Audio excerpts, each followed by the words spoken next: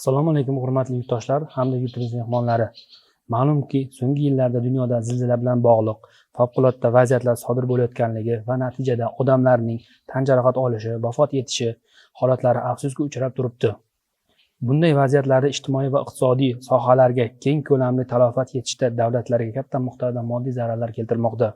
Ushbu sababli fuqarolarning zilzila bilan bog'liq favqulodda vaziyatlar tayyorlash muhim ahamiyat kasb etadi.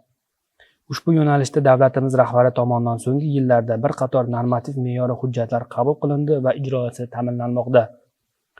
Mazkur me'yoriy hujjatlarni har yil 2 marotaba aholini zilzilaga tayyorlash haftaligi o'tkazish belgilangan.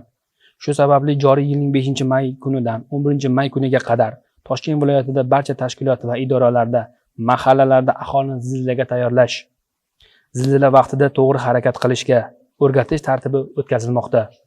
Ma'lumki, zilzila tabiiy ofat bo'lib kutilmaganda sodir bo'ladi. Fuqarolarimiz zilzilagacha bo'lgan qoidalar va zilziladan so'ng qanday harakat qilish bo'yicha muhim qoidalarni bilishlari o'ta zarur.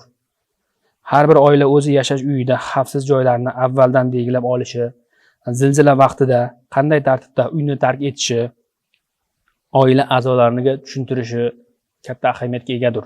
Zilzila sodir bo'lganda imkon qadar baland bino va konstruksiyalardan uzoqroqda bo'lishiga hamda ochiq maydonlarga harakat qilish lozim.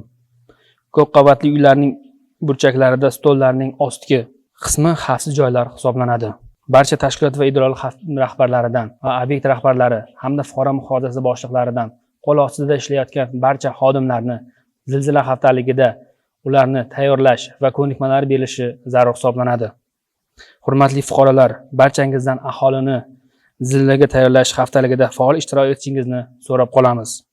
Zero oila a'zolaringiz turli ko'ngilsizliklardan va baxtsiz hodisalardan asrash o'z qo'lingizda ekanligingizni unutmasligingiz lozim. Hurmatli fuqarolar, zilzila haftaligida faol ishtirok etaylik. E'tiboringiz uchun rahmat.